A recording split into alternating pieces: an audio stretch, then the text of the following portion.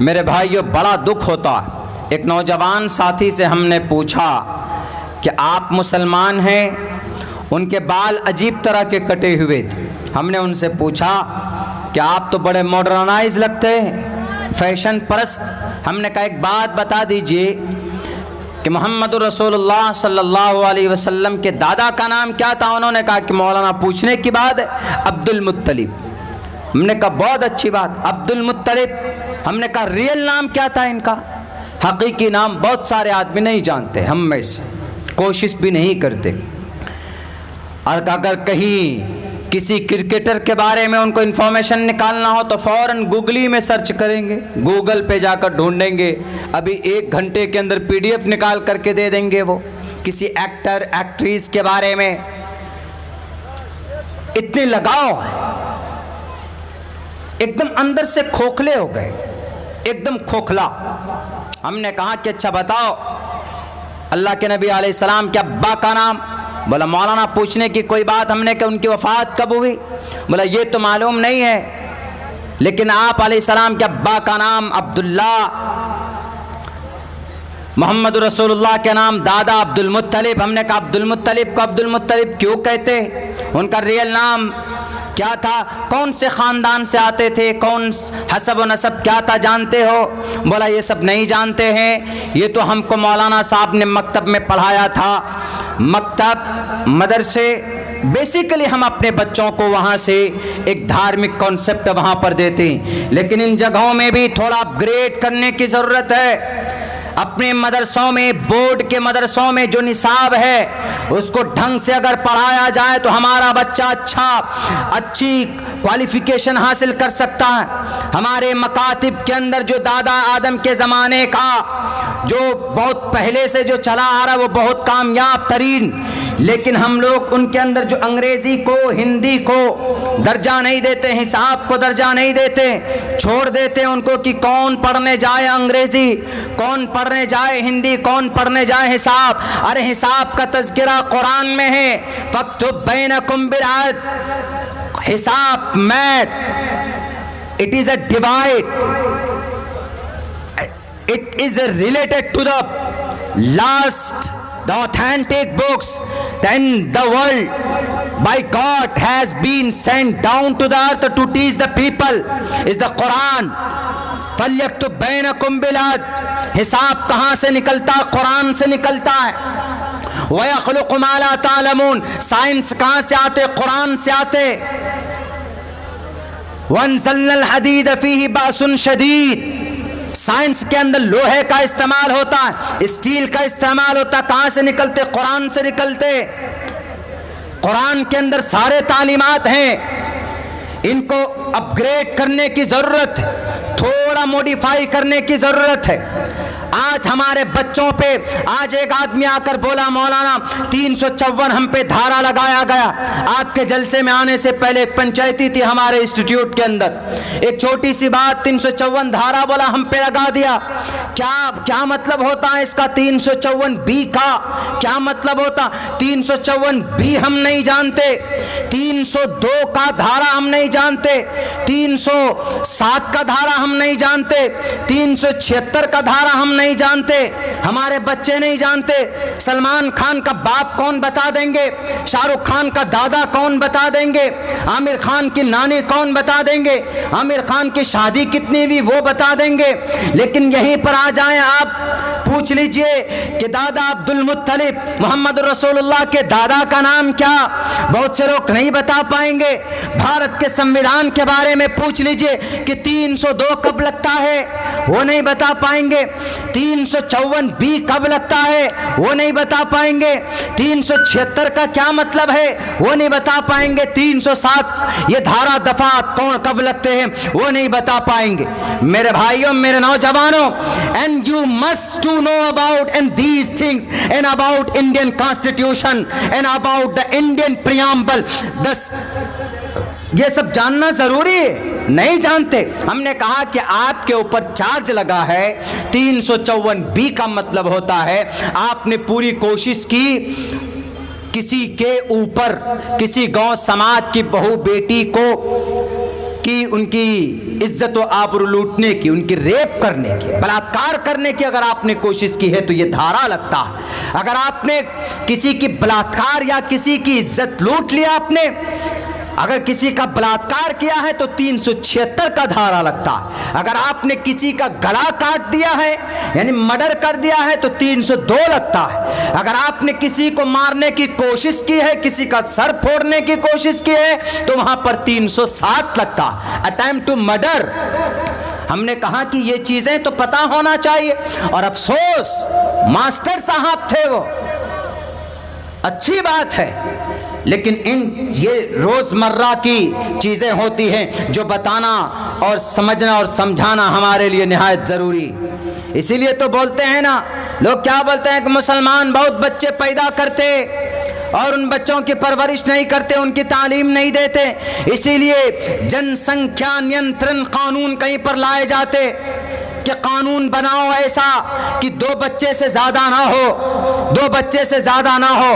कोई बात नहीं, बना लो कानून जी, बनाने वालों, लेकिन जो कानून बनाने के लिए जो लोग बजिद हो रहे हैं कि हम कानून बनाएंगे, उत्तर प्रदेश के लाल बुजक्कर साहब बोलते हैं कि जनसंख्या नियंत्रण कानून बनाएंगे। हमने कहा कि भाई पहले तो तुम ही 9 भाई बहन हो, तुम ही 9 भाई बहन हो, अपने बाप को बोलते कि जनसंख्या नियंत्रण के तहत आपने इतने बच्चे क्यों पैदा किए? सिर्फ बोलना आता है कि 4 बच्चे क्यों पैदा किए, 5 बच्चे क्यों पैदा किए। तो पूछो, मालूम करो, राजा दशरथ थे, उनके तो 4-4 बेटे थे, 2 क्यों नहीं हुए? नहीं, बस एक मुद्दा, गरम सा मुद्दा चाहिए उनको बटोरने का, इख्तिदार पर बैठने का, कुर्सी पर बैठने का। तो मेरे नौजवान साथियों, आपके लिए जरूरी है इस जमाने में धर्म के साथ साथ हमारे मकातिब में धार्मिक पढ़ाई के साथ साथ जो जरूरतें पेश आती है ब्लॉक में, जो जरूरतें पेश आती है आपके डिस्ट्रिक्ट में, कोर्ट में, कचहरी में, पुलिस वालों के सामने में, वो जानकारी आप अपने बच्चों को दीजिए। मैं ये नहीं कहता कि आप अपने बच्चों को यूपीएससी बीपीएससी के अंदर तालीम दिलवाइए, आपके बच्चों को डीएम मिनिस्टर बनाइए। बड़ी बड़ी तंजीमें हैं ना, बहुत सारी तंजीमें आती है, कहीं पर बाथरूम बनाती है, बहुत सारी तंजीमें आती है ट्यूबवेल लगवाने के लिए, बहुत अच्छी बात है, लेकिन इनके साथ साथ आपको पूरे सीमांचल के लिए यूपीएससी यानी जहां से क्वालिफाइड के बाद बच्चा डीएम और एसपी और एसडीएम वगैरह बनता है, आप ऐसी इंस्टीट्यूट क्यों नहीं बनाते? हमारे मुसलमान पसमानदा हैं, हमारे मुसलमान बहुत ज्यादा पिछड़े बैकवर्ड एरिया से ताल्लुक रखते हैं। हमारे इन मुसलमान बच्चों को मैट्रिक इंटर के बाद इनको रोजी रोटी नहीं होती, पैसे नहीं होते हैं, तो रोजी रोटी कमाने के लिए ये दिल्ली और पंजाब चले जाते। मैं इन तमाम तंजीमों से कहूंगा, आप कवर कर रहे हैं, मेरी आवाज अगर उन तक जाए, चाहे वो अरब फॉरेन कंट्रीज की तंजीम हो या हमारे भारत के अंदर रहने वाली तंजीमें हो, चाहे जौन सी भी तंजीम हो, जमीयत उलमाए हिंद हो, हमारे जमात शरिया हो, मुस्लिम पर्सनल लॉ बोर्ड हो, जमीयत उलमाए अहले हदीस हो, और हमारे जितनी भी तंजीमें हैं मुसलमानों की, मैं सबसे कहूंगा कि हमारे सीमांचल में एक इंस्टीट्यूट कायम कीजिए जहां पर हम अपने बच्चों को यूपीएससी के लिए, बीपीएससी के लिए उनकी प्रिपरेशन और तैयारी करा पाएं, उनको स्कॉलरशिप दे पाएं। चंदा आपको चाहिए, हम कजरा बस्ती से लाखों रुपए देने के लिए तैयार हैं। हम अगर 10,000 कमाएंगे, 1,000 रुपए महीना आपके उस इंस्टीट्यूट को देंगे, लेकिन आपको आगे कदम बढ़ाना होगा। इन बातिल ताकत से मुकाबले के लिए कोई दूसरा हथियार नहीं है, कोई नेता आपकी बात को नहीं रखेगा। अब से तकरीबन 60, 70, 75 साल पहले एक आया था बड़ा नेता, 2 मुल्क बना लिया, आपको मरने के लिए, कटने के लिए इस भारत में छोड़ दिया।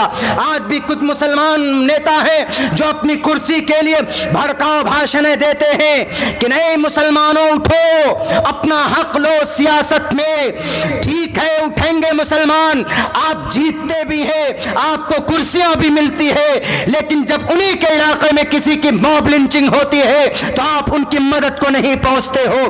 ये झूठी तकरीर नहीं चाहिए हमें आपकी, ये झूठा दिलासा नहीं चाहिए हमें आपका। हमें जमीनी सतह पर काम चाहिए। अगर किसी की मॉब लिंचिंग होती है तो उनको मदद मिलनी चाहिए, उनका केस फाइल होना चाहिए। अगर किसी बच्चे की इज्जत लूटी जाती है तो सुप्रीम कोर्ट तक, हाई कोर्ट तक उनकी मदद कौन करता है? हमें वो मसीहा चाहिए, हमें हवाई तकरीर नहीं चाहिए। इसीलिए मैं कहता हूं, अगर तकदीर बदलना है तो आपको अपने कौम के अंदर कौम के बच्चों को तालीम देना होगा, एजुकेशन देना होगा। तभी आप उस एजुकेशन और उस तालीम को हासिल करके आप दुनिया के, हमारे भारत में जो हम पर इलिटरेसी का जो कलंक है लगा हुआ, वो धुल सकता। ये सीमांचल जरखेज है, यहाँ का बच्चा बड़ा हुनरमंद होता। अभी यूपीएससी के अंदर में पूरे भारत में 700 से अधिक बच्चे पास हुए। उनमें से पहला नंबर कहाँ का बच्चा? बिहार का। आपके बिहार का बारसोई कदवा कटिहार का है वो लड़का जो पूरी भारत में यूपीएससी में टॉप रैंक हासिल किया। बताइए आप क्या कहेंगे? हमारे बच्चों में वो हुनर नहीं, बल्कि 3-3 बच्चे बिहार से यूपीएससी में सेलेक्ट हुए। हमारे गांव के करीब एक स्कूल के करीब एक गांव है, वहां पर पिछले साल एक बच्चा 251 नंबर से पास हुआ। उससे पहले एक बच्चा एसडीएम बना हुआ है, और जो इस बार बना है वो डीएम बनेगा। जब वो डीएम बनेगा तो अपने गांव के अंदर कुछ ना कुछ अच्छा करेगा, और अपने जिस जिला पे रहेगा वहाँ अच्छा करेगा, लॉ एंड ऑर्डर को मेंटेन करेगा। तो इसलिए तालीम ही एक ऐसा हथियार है कि we change and make the good world and the change the world against me. हमारे लिए जो बहुत सारी बुराइयां पैदा की गई है, एक बावेला खड़ा किया गया है, हम उनका मुंह तोड़ जवाब दे सकते। तो मेरे भाइयों, एक्टिव होना होगा। तो हमने उनसे कहा कि बाबू बताओ मोहम्मद रसूलुल्लाह के दादा का नाम क्या है? वो बोलता है कि मौलाना हमको इतना मालूम है कि अब्दुल मुत्तलिब है। हमने कहा कि the real name, what is the real name of Abdul मुत्तलिब? उन्होंने कहा कि आई डोंट नो, बहुत सारे लोगों को मालूम नहीं। मोहम्मद रसूलुल्लाह के दादा का नाम असल में शैबा, शैबतुल हम्द, अब्दुल मुत्तलिब, अब्द मने गुलाम मुत्तलिब। ये जो हाशिम थे, कबीले बनु हाशिम, एक घराना कबीले कुरैश, खानदान हाशिम से मोहम्मद रसूलुल्लाह थे। एक मर्तबा ऐसा हुआ, आप अलैहिस्सलातु वस्सलाम की जिंदगी से 2 नस्ल पीछे हाशिम, हाशमी घराना वहीं से है। हाशिम इनको क्यों कहा जाता है? पहले ज़माने में जब हज करने के लिए लोग आते थे मक्कतुल मुकर्रमा, जब वो पहुँचते थे मक्का, मेहमान नवाजी वहाँ की बहुत मशहूर है, वहाँ आज भी मेहमान नवाजी करते हैं। तो गोश्त के शोरबे में रोटी के टुकड़े को डालकर सरीद बनाकर मेहमानों को खिलाते थे। तो इसीलिए उनका नाम हाशिम मने टुकड़े करने वाले, इसीलिए उनको हाशिम कहा जाता है। एक मर्तबा मदीना गए, वहाँ पर सफ़र में तिजारत में निकले। पहले ज़माने में जब सफ़र और तिजारत हुआ करती थी, लोग सालों साल लगा देते थे, और कहीं कभी किसी की मौत हो जाती थी, उस वक्त पैदल या ऊँट में या घोड़े में आराम से लोग सफ़र किया करते थे। आजकल नहीं कि हवाई जहाज़ में बैठे अभी यहाँ, उसके बाद 2 घंटे में पहुँच गए बेंगलोर या हैदराबाद, ऐसा नहीं था पहले।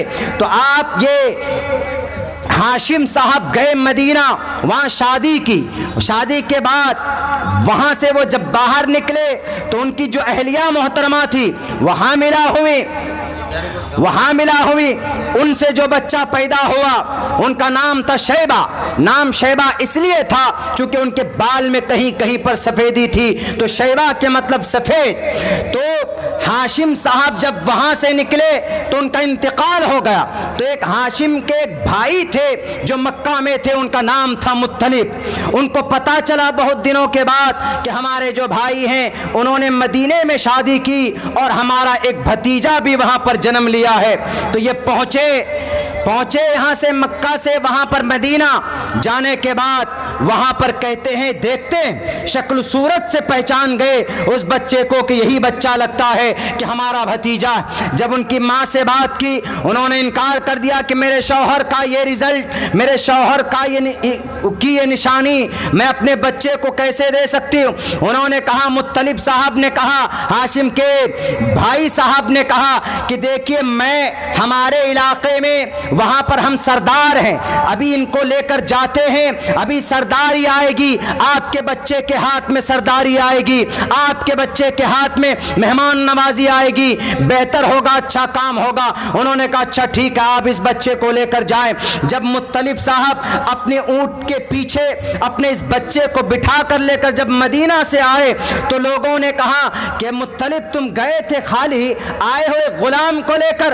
अब्दुल मुत्तलिब, मुत्तलिब का गुलाम, यानी इस शेबा जो नाम था, नाम असल नहीं फेमस हुआ, वही मुत्तलिब का गुलाम, यानी मुत्तलिब तुम गुलाम लेकर आए हो, एक बच्चा लेकर के आए हो, वही चीज मशहूर हो गई वो नाम।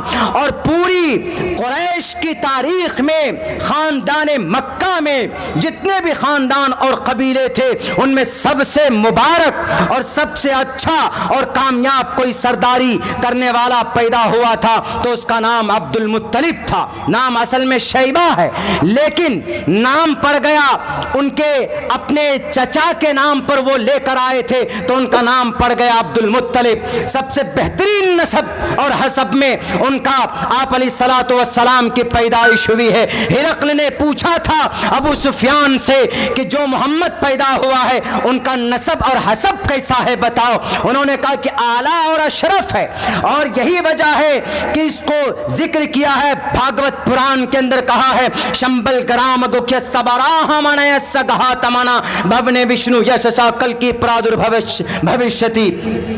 साफ लफ्जों में शंबल ग्राम गुख्य सबराह मनयस, ऊंचे खानदान में पैदा हुए, लड़ाकू होंगे किनके खिलाफ? जालिमों के खिलाफ, अबू जहल के खिलाफ, उतबा शैबा के खिलाफ, अहमेब सौयमिदम बेदामी।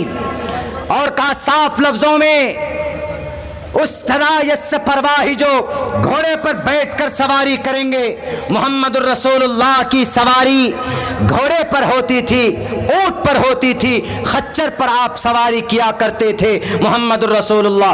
अस्वमा सुग मारूहा देवदत्तम जगतपति असिनास दूदमन ठेश्वर्य गुणन्विताहा। आप अलैहिस्सलाम जंग भी करते थे, आला नसब से, हसब से उनका जन्म हुआ था, उनकी पैदाइश और उनका जो बिलोंग करते थे वहां से करते थे। शंबल ग्राम, अमन की जगह, यानी इतना पुरअमन जगह है। आज भी अगर वहां पर कोई पहुंच जाए तो उसको शरारत या उसको लड़ाई या उसको झगड़े करने की वहां पर परमिशन बिल्कुल नहीं होती। आप अमन की दारुल अमन है, वो अमन की जगह है, वहां पर पैदा हुए शंभल ग्राम, अमन की जगह पे ब्राह्मणयस, ब्राह्मण खानदान से, ब्राह्मण हिंदू धर्म में ब्राह्मण जो होगा वो महान होगा, वही साधु बनेगा, वही संत बनेगा, वही पुजारी बनेंगे, वही शादी के मंडप पर बैठेंगे, वही पाठ का वही आचार्य बनेंगे, वही सब कुछ करेंगे, वही पूजा पात्र जो भी होगा, हवन होगा, सब वही करेंगे। ब्राह्मण के अलावा कोई नहीं कर सकता। हमारे इस्लाम में अल्हम्दुलिल्लाह ऐसा नहीं। हमारे इस्लाम में चाहे वो शेख हो, अंसारी हो, चाहे वो कोई भी हो, वो कुरान पढ़ सकता है, वो मोहम्मद रसूलुल्लाह की हदीस की किताबों का मुताला कर सकता। मना नहीं, छुआछूत नहीं है, बस सिर्फ उसका मकाम उसके अमल से परखा जाता है, जज किया जाता अल्लाह तबारक व तआला के नज़र में। ये चीज़ें हैं जो हमारे नौजवानों को मालूम नहीं मोहम्मद रसूलुल्लाह के बारे में। अरे हमें सिर्फ एक्टिव होने की ज़रूरत है, वरना सुरियानी तुरियानी ज़ुबान में मोहम्मद का नाम मौजूद है। वल्लहूज़न जमेन देओर दंग वोन मदीना, वल्लहूज़न जमेन देओर दंग प्रोफेट मोहम्मद। तुरियानी ज़ुबान है ये। तुरियानी ईरान के अंदर जो पुरानी ज़ुबानें इस्तेमाल होती थी, उस ज़ुबान में मोहम्मद का नाम मौजूद।